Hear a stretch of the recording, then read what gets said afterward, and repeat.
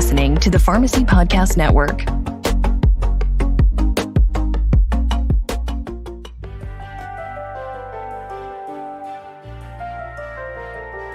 Hey everyone, we are back for season 6 of the Holistic Pharmacy Podcast.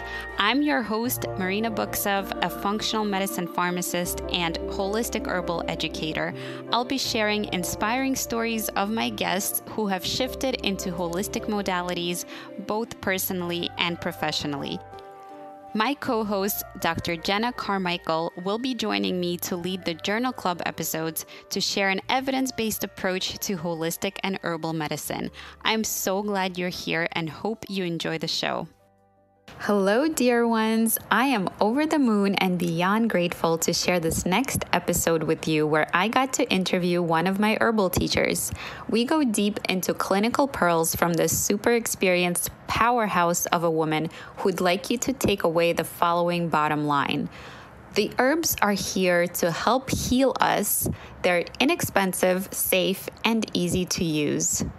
Sara Silverstein is the author of the book Moodtopia, Tame Your Moods, De-Stress, and Find Balance Using Herbal Remedies, which has been #1 on Amazon. Her book got accolades from Mayim Bialik, Deepak Chopra, and Christy Brinkley. She's a master herbalist registered through the AHG, classical homeopath, board-certified lactation consultant, wife, keynote speaker, and mother of 7 children.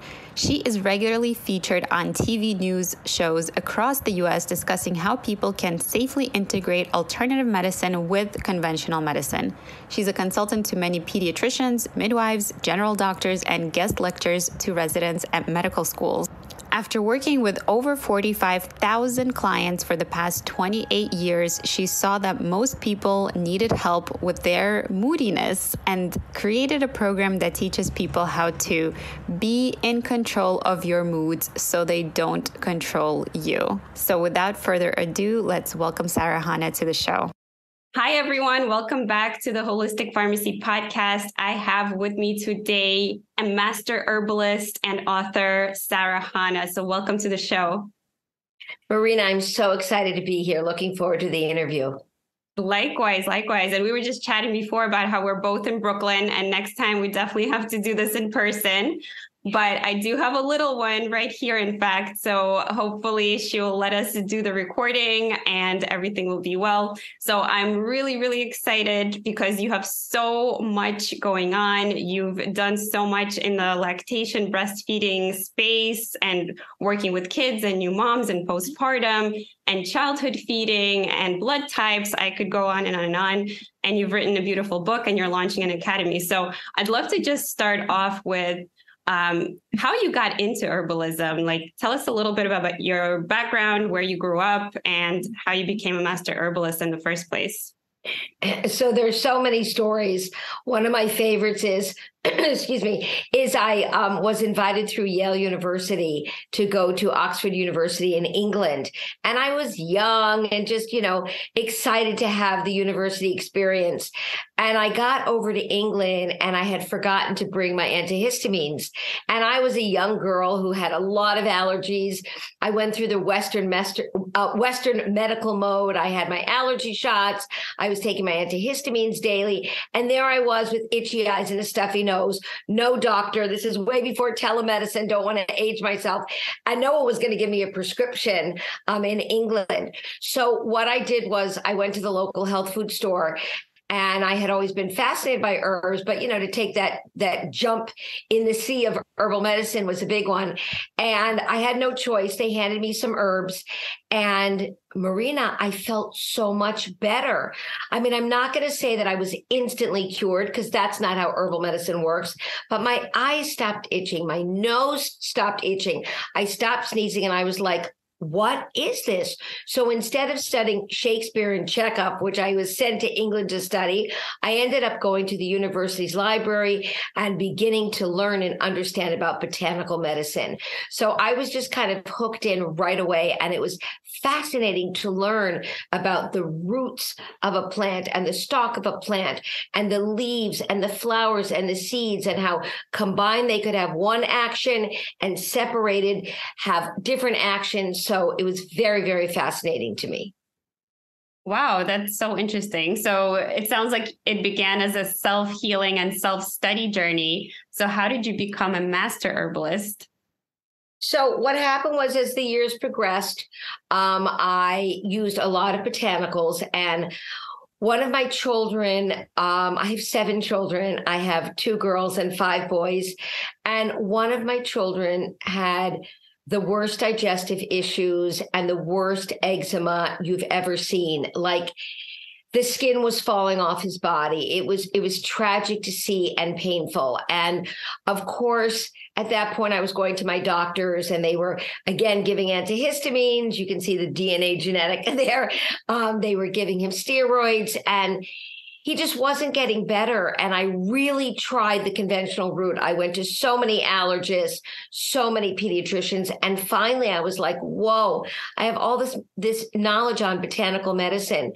So I started to treat him naturally. And it took a while, Marina, but his skin started to clear. He could breathe easier. I'm not going to say that as each season passed, from winter to spring or from summer to fall, that he didn't have some episodes of struggle, but his health got so much better. Then I became an international board certified lactation consultant, did the Western route again. I did 2,500 clinical hours in hospital settings, worked in clinics with lots and lots of new moms and babies. And again, we were taught to use steroids, to use conventional antibiotics. And I had a client with what was called a breast infection, but we really, as wise old women, would call it a milk fever. And I said, if she takes an antibiotic, she's going to go down that route and she's going to get a yeast infection in her breast. Maybe we could treat this naturally. So she was on board, and we used a grated potato, a potato poultice. We used ice, of course, instead of heat. Heat has been the protocol for breast swelling, but ice is obviously the way to go. We did some herbs, and within 24 hours, she got better. So then I became known as the lactation consultant that used complementary botanical medicine, and just people started coming, Marina. People would drive 2-3 hours to see me because, look, we always have an antibiotic as a backup. Like when I work with pediatrics, I'll always say, go to the doctor, get a diagnosis, and you can definitely have that antibiotic in your house. If you then want to try botanical medicine, you always know the antibiotics there, or the Tylenol, or the Motrin.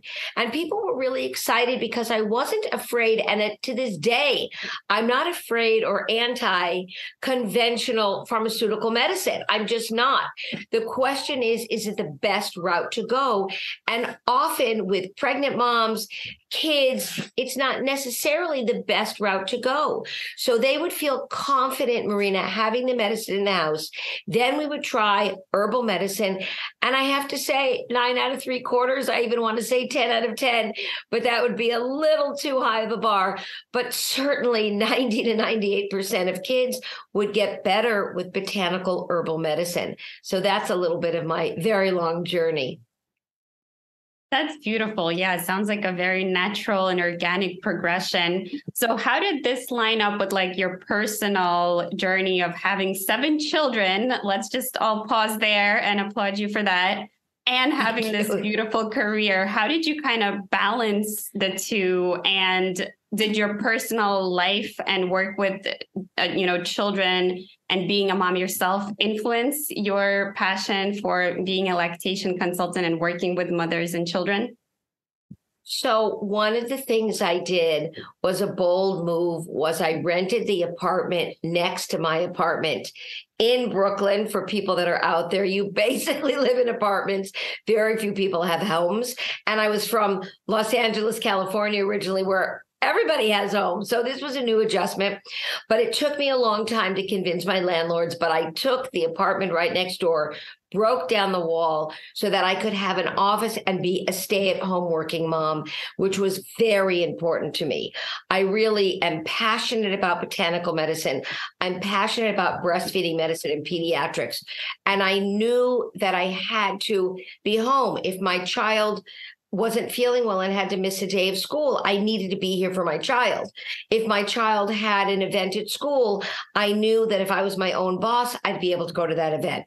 So I took over this apartment. I opened an office. I didn't know at the time if it was going to be successful. And really, thank God, via word of mouth, I just had hundreds and hundreds and hundreds of clients back to back. And it's been like that for close to, 3 decades. It's been a long time. And it's still, thank God, going strong. Yeah, that's wow. I mean, that sounds like an amazing success story for sure. So maybe while we're on this topic, share some pearls of wisdom for those people that maybe are wanting to offer a service or study herbalism or, do something outside the conventional or the norm and become their own boss and, have a clinic of some sort. Tell us a little bit about any words of advice you would have. So I think it's really important to become a master in the area.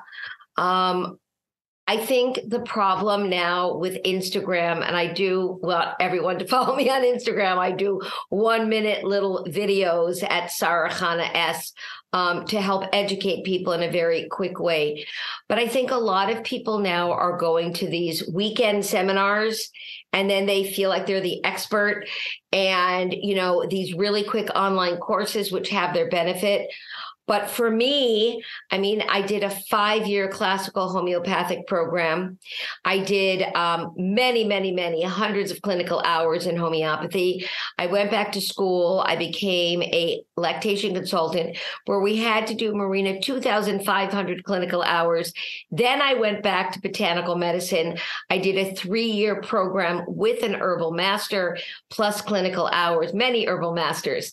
And when I went into the field, I felt very confident that I knew the material and that I had mentors to go to who were more educated and much more wise than I was at the time.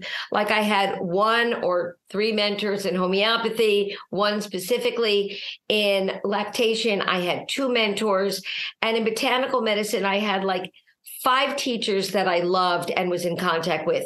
So if I came up against a case that was difficult or a condition that was challenging, I had people to discuss with. So I don't feel we get that relationship with these online weekend courses. And I feel that having a mentor and being a student, I really had to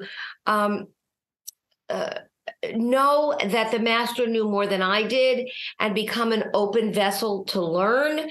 And I feel that in this generation, sadly, we're missing a lot of that. People used to be an apprentice, for the people that made what's the shoe horns or shoes for the horses. People had, apprentices for people that were silversmiths and worked on, all these crafts. And we're missing that. Is what I feel is missing. So I really took that old world wisdom and made sure that I was an apprentice in many different places where I would just sit there and listen and absorb and be a sponge. And, I have to tell you just an amazing story since we've said that. So I have a little MP3 player with 150 medical lectures. So even though I've been doing this for 3 decades, I feel like I don't know enough and I'm still a student. So I had a client that came to me and this little boy had really swollen glands, really, really swollen glands. Like it wasn't painful, which was shocking. And he could still run and eat, but, he kind of looked very bizarre. He had been to the doctor many times and his bloods were okay. Nobody couldn't figure out what the problem was. And he had been to an acupuncturist who had actually referred him to me. And the mother came in and said, he sleeps and eats, but look at him. He really looked deformed. And I'm sitting there and I'm taking the case and I'm taking the case and I'm thinking and I'm trying to analyze, and his bloods didn't have bacteria. It wasn't a virus. He didn't have mono, going crazy. And all of a sudden, an old lecture that I had been listened to maybe 10 years before sparked my thought. And I took the light on my phone and I said, can you open your mouth? And the mother said, were you looking at the tonsils? I said, give me a minute. And I saw that this kid had like so many teeth that had broken down. He had teeth decay. He had fillings that had fallen out. And his mouth was a disaster. So I said, okay, come look, Mom. So she's a great mom. But what happened was this was during the lockdown. So the lockdown began in March, and she always had her their teeth cleaned twice a year, the beginning of the school year, the end of the school year. So March started the lockdown. Then the beginning of the new school year was all online, and no doctors were really seeing kids unless it was a major emergency. And to make a long story short, what do you do when you have a lot of kids home and they're all learning online? She had 8 kids herself. You give them some candy. You give them some lollipops. And the bottom line was this kid had such breakdown of teeth. The mother was so embarrassed that she hadn't taken care of her kid's teeth. And I said, look, don't even worry about it. Just take him to a dentist. So she went to the dentist. The dentist was like shocked because he had seen the child like a year and a half or a year and 3/4. The kid did not have bad teeth. And the kid's teeth had fallen apart. Anyways, here's the point of the story. The point of the story was that I was trained to always think outside the box. So I did give him some herbs for the lymphatic system. I did give him some herbs that act similarly to an antibiotic, which he had been on, by the way. And we know when you have abscesses in your teeth and that kind of teeth destruction, you do need an antibiotic, but it doesn't cure the problem till you get the dental work.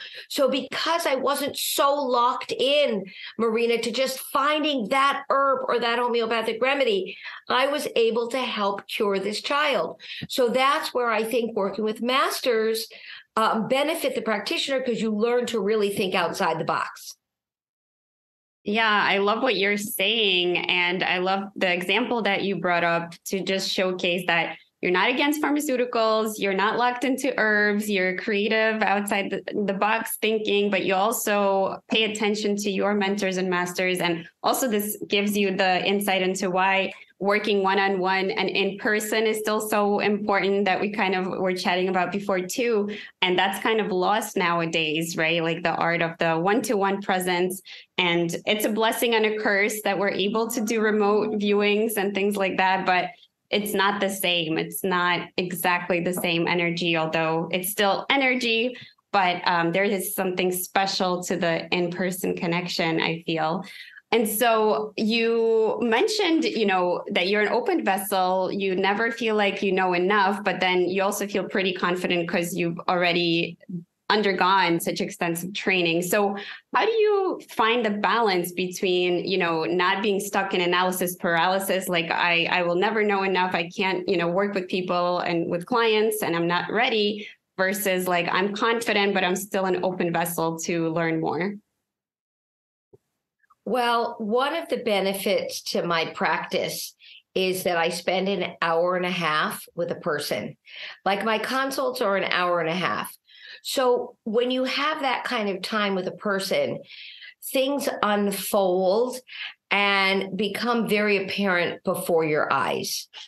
So one of the problems that doctors have, and I have had many doctors shadow me, is that they get 7 minutes. And I want to let you know that one of my daughter-in-laws is in medical school. My son's in medical school. So I understand the burden and the stresses that doctors have.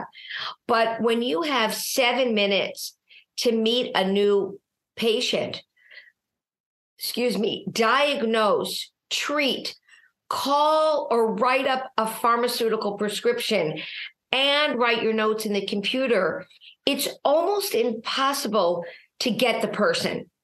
So I'm taking an hour, just listening and observing, and the body language is important, and the way they move their body when they're speaking really makes a very big impact on understanding and diagnosing and having the confidence to treat.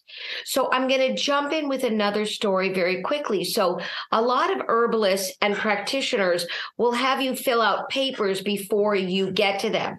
So I don't do that because I want to see and hear the reactions.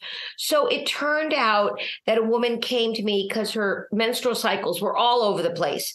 She would have a period 12 days later, then 15 days later, 18 days, and her menstruation would last for a very, very long time. And she didn't know what to do, so she came to me for herbal medicine. So I'm taking the case, Marina, I'm taking the case and I'm listening.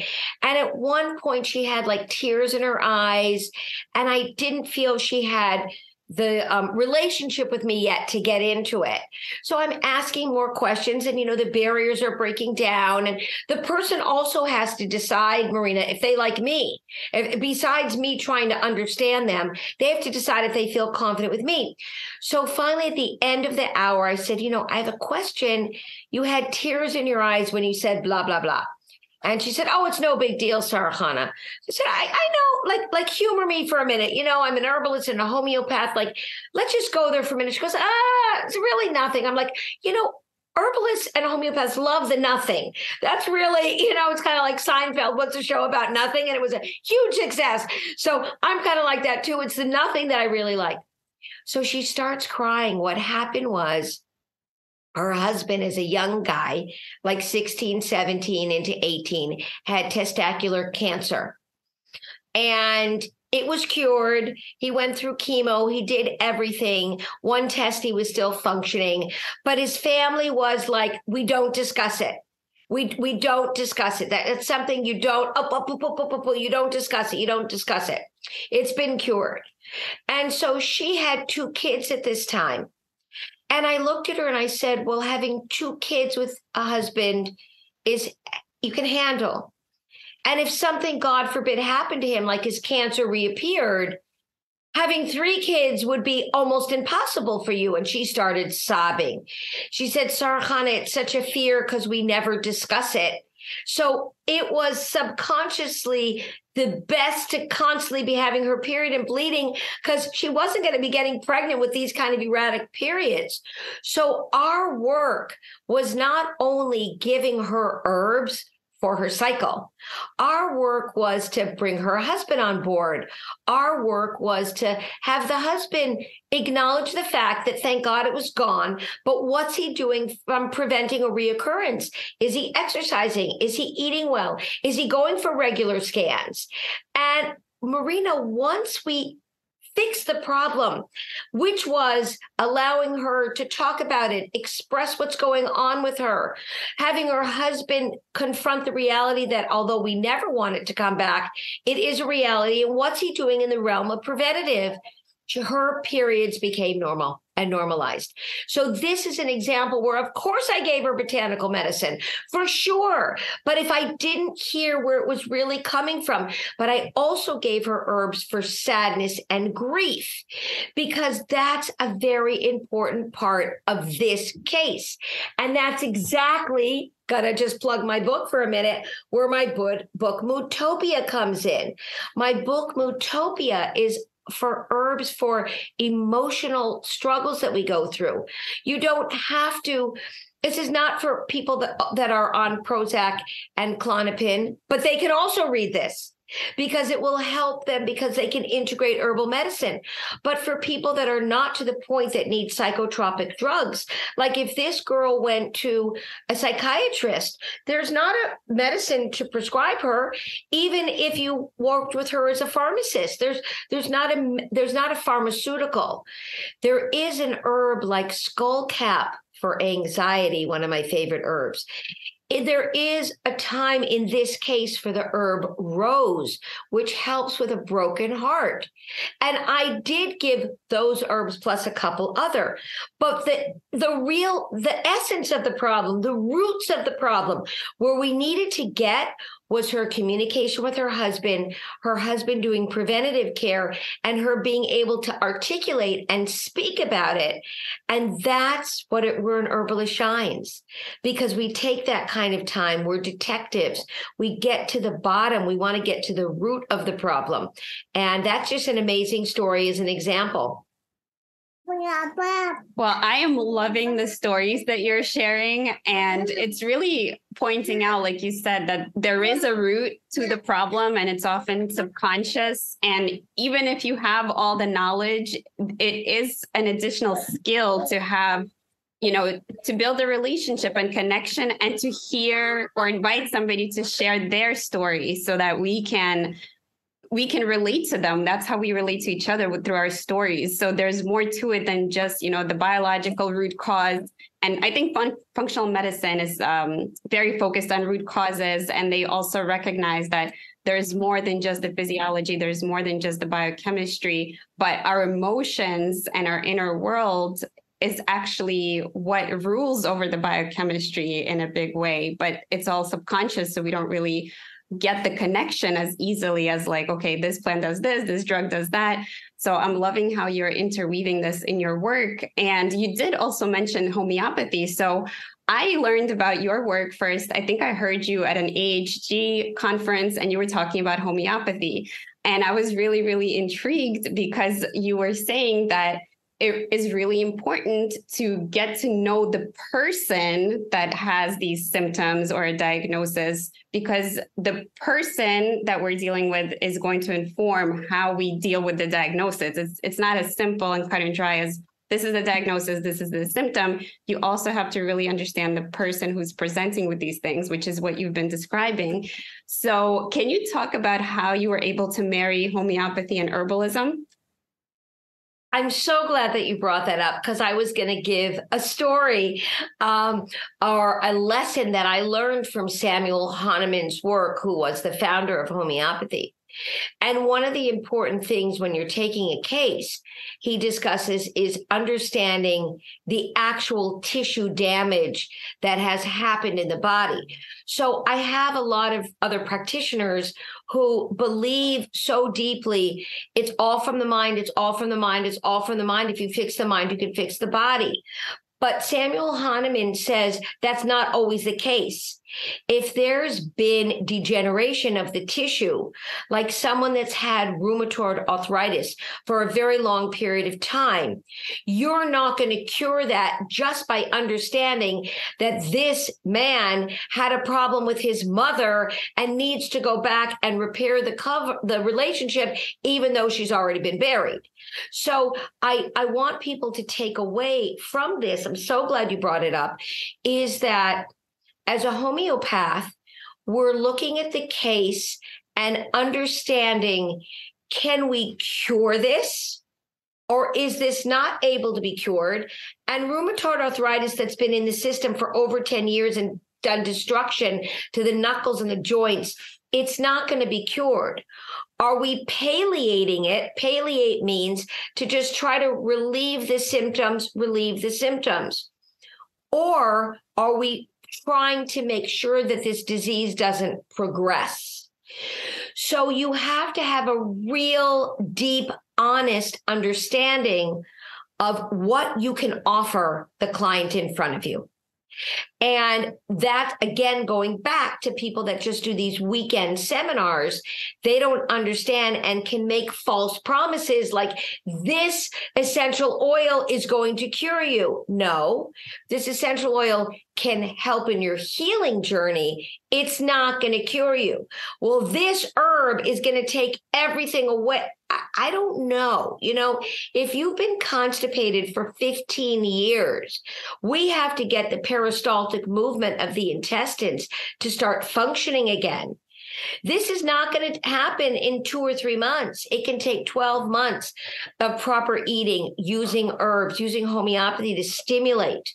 So that's very important. And your real question was, how do you integrate homeopathy with herbs? So it's, of course, a whole nother podcast, of course, but the quick answer is that I believe that herbs do work on the tissue. you have a sinus infection. It will reduce inflammation and thin the fluid. If you have chronic urinary tract infections, you can have herbs that make sure that the foods and the fluids the person takes in are more alkaline and less acidic, for sure. Homeopathy shifts the energy of the person. So if you have a child that's having nightmares, for instance, what's going to happen is this child has or let's just say seeing things at night, because nightmares are another thing. They're seeing things when they see the movement of the trees, the light through the window, they have fears of ghosts or other things. So to them, it's very, very, very real. And so just intellectualizing, it's not there, we looked under the bed, we looked in the closet, is not necessarily going to shift the fear of the child. But that's where homeopathy comes in, because homeopathy can shift the energy that gets stuck in the body. Oh, homeopathy is so complex. Yeah, for sure. And I think there's a lot of confusion. Some people use the terms interchangeably. They're like, when they hear I'm an herbalist, they automatically say, oh yeah, homeopathy, right? Right. So they're two different things. And so I wanted to kind of hone in on so you kind of described the difference. And then now, how do we use them together? Is there any contraindications where we wouldn't want to use them together, or do you see them work really well together? So I don't have a homeopathic remedy on my counter here in front of us. So herbs come in either tea form.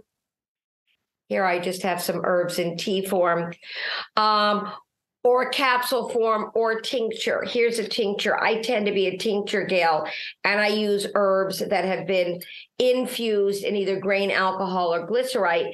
And so this is how I use my herbs. And for those of you that are just listening, herb in tincture is in liquid form. Homeopathy are little ballies or pellets that you put under the tongue, and they dissolve sublingually. So I don't feel there's a contradiction at all. I don't feel at all. I feel sometimes we need herbs to help increase the oxytocin or the serotonin or dopamine in a person and make them just really have that available to them, their hormones and the chemicals inside their bodies. And herbs can open up those channels and allow a person to be able to integrate more of those feel-good hormones in their lives.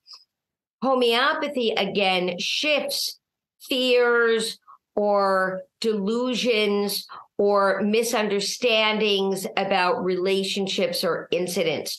So sometimes we read a story as a 7-year-old child, and that becomes our reality. When in reality, as a 30-year-old, that's no longer the truth. And maybe you didn't see it in the correct way. You misinterpreted it. I mean, it was real to you in the moment, but do you need that energy in your body still as a 30-year-old trying to, get a new relationship with someone? So homeopathy can shift that delusion or wrong decision so that you can feel better and the herbs can work in a more symbiotic relationship with your body. I love that. And it sounds very similar to flower essence therapy. So do you use that at all? I love Bach flowers. As a classical homeopath, I've just got, there are over 3,500 homeopathic remedies. So I really have that available to me. So between the hundreds and hundreds of herbs in my office and literally thousands of remedies, I really feel I have enough tools, but I do love and respect flower essences.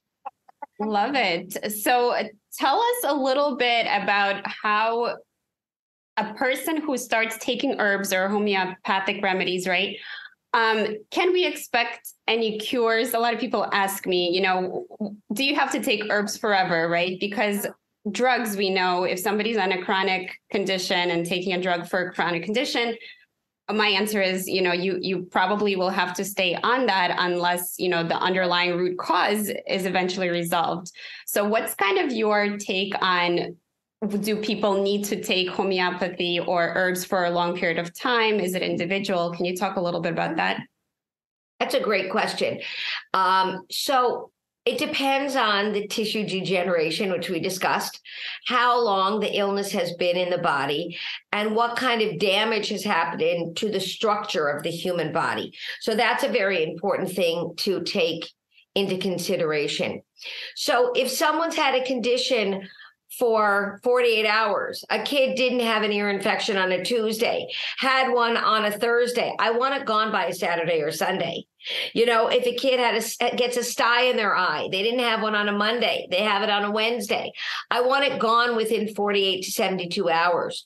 So when we have acute things, acute means didn't have it yesterday, have it today, then herbs and homeopathy work very quickly in the body because our body is naturally a self-healing mechanism, and they're going to get a cure and they're going to get a resolution very, very quickly. If someone's had chronic sinus infections for 10 years, you have to give the herbs minimally, sometimes 3 to 4 months to even begin to see them beginning to work in collaboration with the body. And it could take 12 months of taking an herb to clear the sinuses, reduce the inflammation, and allowing the mucus to move and pass by quickly. So each case, as we discussed in the beginning, is individual. But can you cure? Yes, you can cure certain things with herbs, not cancer. Not cancer. So one of my teachers, who is an MD, also an herbalist, said, you need to know very clearly what you can and cannot do. Now, as we're speaking, it could change tomorrow. Herbalists do not, and I repeat, do not have magical herbs to cure cancer. When I have a cancer patient, what I can do is help support them while they're going through the illness. If they choose chemotherapy, to support them so they don't have as many side effects. So there's a condition, an example, that we can't cure, but we can definitely alleviate symptoms. So that's why, going back to what we discussed earlier, knowing the real case, knowing the condition. So as an herbalist, and I'm sure, Marina, you agree, I know, try to know all the diseases that are out there. I'm constantly reading medical books, medical journals, knowing all the pharmaceuticals, which are popping up all the time. And as an herbalist, I want to know the action of the pharmaceutical. Does it match the action of the plant? Does it conflict with the action of the plant and the pharmaceutical? And the same thing is knowing the diseases. If I have a client that comes in and it's a disease that I have not worked with a lot in the past, I'm reading up about the disease. I'm learning about the disease. Before the client comes through the door, I have maybe called people, listened to workshops, listened to other doctors about that disease so that I can understand it with my intellect and then find a homeopathic remedy and or an herb that will help the body rebalance itself with that disease. Yeah, I think you said it beautifully, that where herbs shine is supporting the terrain with its own self-healing mechanisms. I think that's the real beauty here.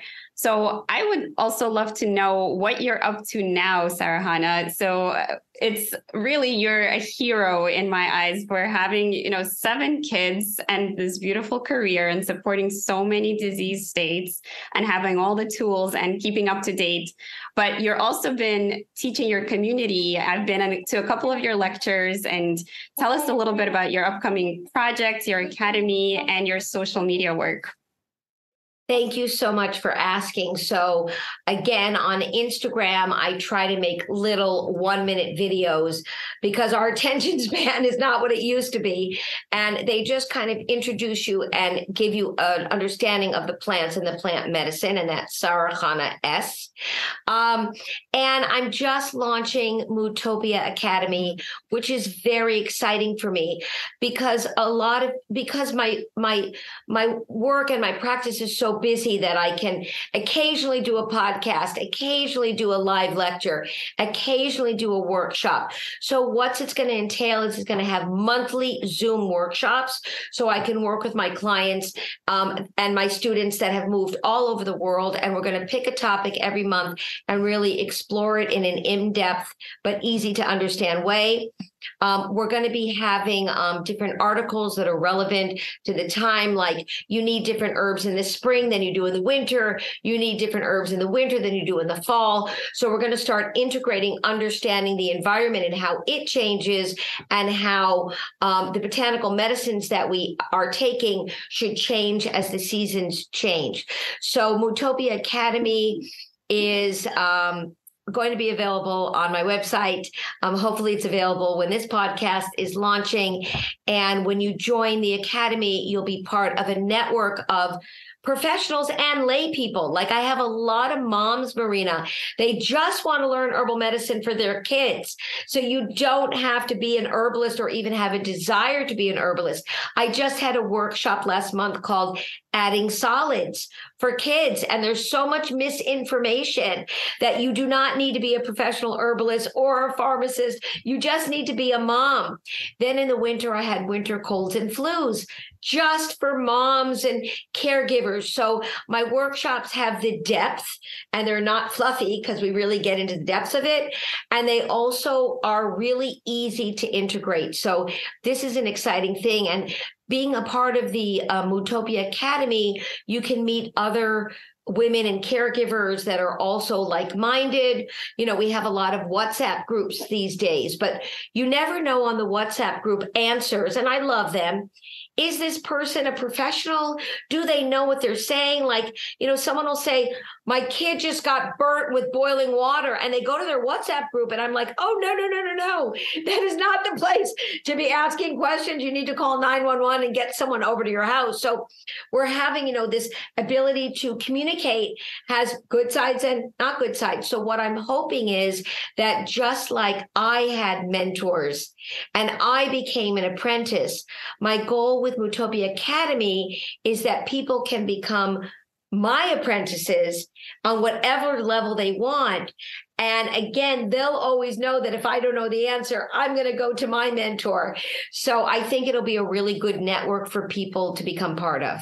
Wow, I am loving the topics that we covered today about mentorship and apprenticeship. That is so exciting to have that level of support at your fingertips. And I can attest to your workshops being really interesting and really diving into the root also of like the social constructs of why we do certain things, and kind of getting us to understand that something is common sense, something is not logical, and something is just historical versus what actually makes sense to do. So I really, really appreciate that. And I think that's an important barrier to break down for people. And the network, especially of like moms and women taking back, you know, the control and the reins and empowering themselves with the ability to take care of themselves and their family, becoming essentially like the matriarch of their family. I'm really all about that concept. So I think it's going to be a really great journey with you as a mentor. So I want to thank you for taking time out of your very busy and precious schedule to be here with us. And if you just have one more minute, I would love to do a rapid fire round with you. Sure. And I want to say it's such a pleasure to have this talk with you and your child. I love the little cooing sounds of and the noise in the background. And that's really an honor to also be with your child during this podcast. Yeah, I guess it's only fitting that, you know, the child would join us today for our talk. But anyway, so question number one, what's your number one advice for people to improve their quality of life right now? Don't get caught up in the social media banter and the fads and a lot of misinformation that's out there. I think that's very important.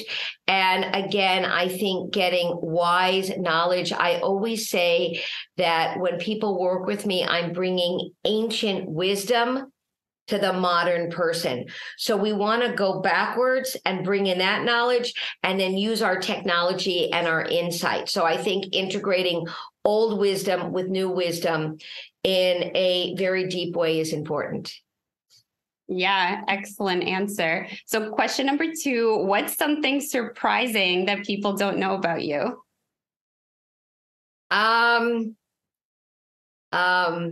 that as a child growing up, I was a childhood actress and did a lot of movies and television from the age of 5 to almost 18. I did a lot of TV shows and movies. Look at your surprise look. Yeah. And commercials.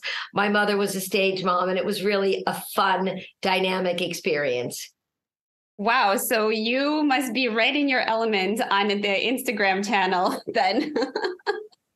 Or taking what I learned in my past. Yes, exactly. Yeah. And your channel is great. I follow you and I recommend everybody tune in. So question number 3, what's your favorite hobby or something you do for fun? Well, I love Pilates on a reformer. I can't say it's always fun, but I just feel so much better and more centered after I do Pilates. So that's high up there on my list.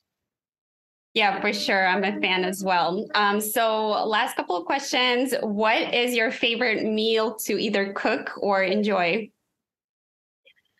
I mean, I'm from LA and I'm a beans, rice, and salad girl. So beans are just the foundation. And when you eat, which we're going to have a discussion of in the future, when you eat the beans that are right for your blood type, you will not get gassy. And just beans just give me more energy than almost any other food on the planet. Wow, amazing. So last question, how can people support your work, learn more about Moodtopia Academy, and get their hands on your book? Thank you so much. So Moodtopia, flash of the cover again, is available on Amazon and all over the internet.